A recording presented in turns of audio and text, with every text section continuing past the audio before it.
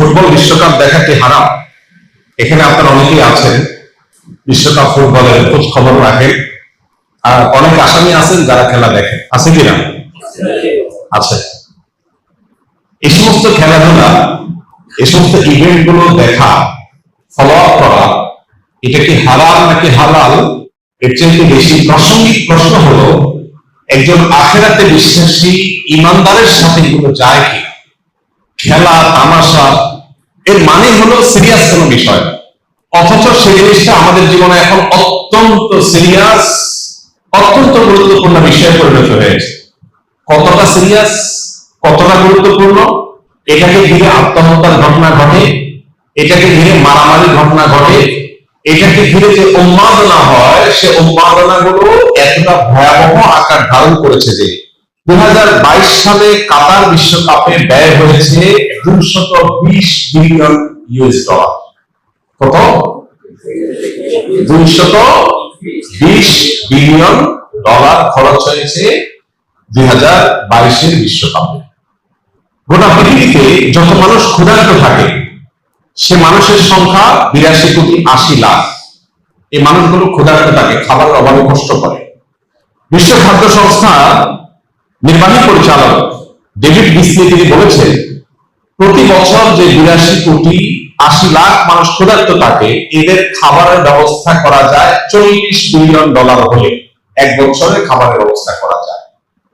তাহলে একটি বিশ্বকাপ ফুটবল আসরের টাকা দিয়ে গোটা পৃথিবীর মানুষের 5-6 বছরের ক্ষুধার্ত মানুষের ক্ষুধা নিবারণ করা সম্ভব।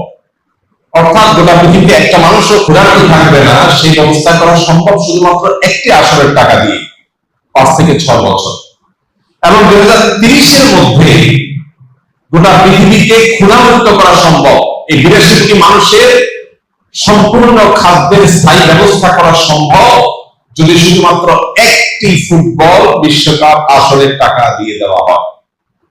নাম দিয়েছি যেটার খেলা তামাশা, খেল তামাশা, ওটা এতটা সিরিয়াস যে সেটার জন্য যে টাকা খরচ করা হয় তা দিয়ে বিশ্বের মানুষের ক্ষুধা নিবারণ করা সম্ভব। আমার এই উন্মাদনা আমাদের দেশকে যে পরিমাণ গ্রাস করছে, খেলছে একজন, জিতলেও সে পুরস্কার পাবে, টাকা পাবে, হারলেও সে পুরস্কার পাবে, টাকা পাবে। আমার জিতও নাই, হারও নাই, কিন্তু আমি লাফাচ্ছি, আমি সিরিয়াস হয়ে যাচ্ছি, আমি হার্ট হয়ে যাচ্ছি। এর চেয়ে বড় হাস্যকর, এর চেয়ে বড় দুর্ভাগ্যজনক, এর চেয়ে বড় অযৌক্তিক কাজ পৃথিবীতে আর কি? পৃথিবী মুসলমানদের আইডেন্টিটিকে ধ্বংস করবার জন্য যে সমস্ত আয়োজন আছে, এই আয়োজনগুলোর অন্যতম হলো এই সমস্ত ইভেন্টগুলো। এটা বোঝার জন্য পণ্ডিত হওয়ার দরকার নেই, একটু চোখ কান থাকলেই, একটু আপনি চোখ কান খুললে আপনি দেখতে পাবেন যে আপনার আত্মপরিচয় ভুলিয়ে দিয়ে, আপনার আসল গন্তব্য ভুলিয়ে দিয়ে আপনাকে একটা উন্মাদনার মধ্যে সদা ব্যস্ত রাখার প্রচেষ্টার অংশ হলো এই সমস্ত আসরগুলো। একজন মুসলমান এগুলোর সাথে ইনভলভ হতে পারে না। পৃথিবীতে যত অপরাধ কর্ম আছে, আল্লাহ রাব্বুল আলামিন শয়তানের যে কয়েকটা কর্মকাণ্ডের কথা বলেছেন কোরআনে কারীমে স্পেসিফিক এবং সুনির্দিষ্ট করে আল্লাহ তাআলা জুয়া এবং মদকে আল্লাহ বলেছেন, ইন্নামাল খামরু ওয়াল মাইসিরু ওয়াল আনসাবু ওয়াল আজলামু রিজসুম মিন আমালিশ শাইতানি ফাজতানিবু। এখানে আল্লাহ তাআলা জুয়া এবং মাদক এই দুইটাকে বলেছেন শয়তানের কর্ম, বিশেষভাবে এই দুইটাকে বলেছেন। আর এই সমস্ত খেলাকে কেন্দ্র করে মাদক এবং জুয়ার সবচেয়ে বড় আসর বিশ্বব্যাপী বসে থাকে। আর জিনা, ব্যভিচারের যে পথ গোটা বিশ্বব্যাপী সবচেয়ে বেশি উন্মোচিত হয়, এই সমস্ত আসলে সেটাতে বড় অপেক্ষা রাখে। একজন মুসলমান যে আখিরাতে বিশ্বাসী, জান্নাতে বিশ্বাসী, আল্লাহতে বিশ্বাসী, তার বেঁচে থাকার জন্য তো বহু বিনোদনের ব্যবস্থা ইসলাম রেখেছে।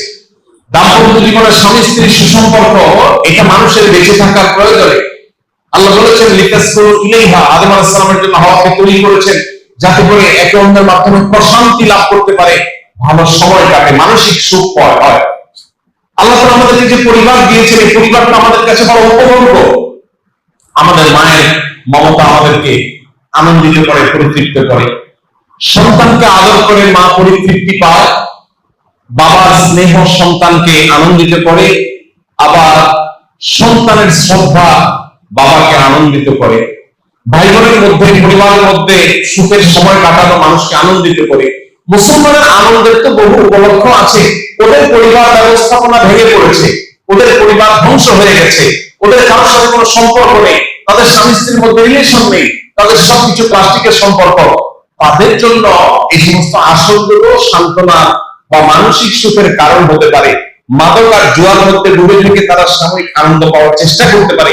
আপনার জন্য তো এটা মানায়, মুসলমানের সাথে কিন্তু যায় না। আমাদের দেশে যে পরিমাণ জুয়া এর প্রচলন শুরু হয়েছে, প্রতি বছর ফুটবল বিশ্বকাপকে কেন্দ্র করে, ফুটবল ক্রিকেটকে কেন্দ্র করে বড় বড় মনিটরে দেশের প্রত্যন্ত অঞ্চলে খেলা দেখাবার যে ব্যবস্থা হয়, সেখানে রীতিমতো গ্রামের ছেলে মেয়েরা এখন জুয়া এবং বাজি ধরাধরি করছে এবং নিঃস্ব হয়ে যাচ্ছে। গত কয়েক বছর আগে ক্যাসিনোর কাণ্ডে বহু কোটি লাখপতি রাস্তার ভিখারি হয়ে গেছে, এটা নিয়ে বহু নিউজ হয়েছে, অনেক রতি মহান্তি গ্রেপ্তার হয়েছে, আপনারা জানেন। অথচ অনলাইন জুয়া এটা আজকে পকেটে পকেটে ঢুকে দেওয়া হচ্ছে। যে জুয়ার বিরুদ্ধে আমাদের সরকার এবং প্রশাসন সংগ্রাম করে চলছে, যে জুয়া খাবার থেকে সমাজকে বাঁচাবার চেষ্টা করছে, সেই জুয়া আমাদের দেশে সবচেয়ে বেশি প্রবেশ করে স্পোর্টস এর হাত ধরে, তথাকথিত খেলাধুলার হাত ধরে। যতগুলো খেলাধুলার আসর হয়ে থাকে, অনলাইন ইভেন্ট হয়ে থাকে, এইগুলোকে ঘিরে আমাদের তরুণদের মধ্যে, যুবকদের মধ্যে জুয়ার আদান প্রদান এবং জুয়া খেলার টেন্ডেন্সি এটা ব্যাপকভাবে বাড়ছে। এই বিষয়টাকে কর্তৃপক্ষের গভীরভাবে মনোযোগ দিয়ে দেখা উচিত। যদি এটা দেখা হয়, তাহলে সেক্ষেত্রে একে তো নীতিনৈতিকতার যে অভাব, সেটা আমরা কিছুটা হলেও দূর করতে পারবো। যদি আমরা এই উন্মাদনা থামাতে পারি, তাহলে আমাদের তরুণদের মধ্যে যে বহে যাওয়া প্রবণতা, সেটা কিছুটা হলেও কমানো যাবে। জুয়ার যে প্রবণতা, সেটা কিছুটা হলেও কমানো যাবে। তরুণদের মধ্যে যে উচ্ছৃঙ্খলা, কিশোরদের মধ্যে যে উন্মাদনা, কিশোর গ্যাংয়ের মতো অপরাধ প্রবণতা বাড়ছে, চাকুশিটা করা, হেয়ালিপনা করা প্রবণতা তাদের মধ্যে বাড়ছে, এটা কিছুটা হলেও কমানো যাবে যদি তাদের মধ্যে দিন চেতনা জাগ্রত করা যায়। আর পশ্চিমাদের তৈরি এই সমস্ত বস্তা পচা সস্তা কৃষ্টি কালচার থেকে সমাজকে বাঁচাবার ন্যূনতম চেষ্টাও করা যায়। কিন্তু কি সময় কার কথা, দুর্ভাগ্যজনক বিষয়, অনেক নামাজি কালামী মানুষ এই সমস্ত খেলাধুলার খোঁজ খবর রাখে।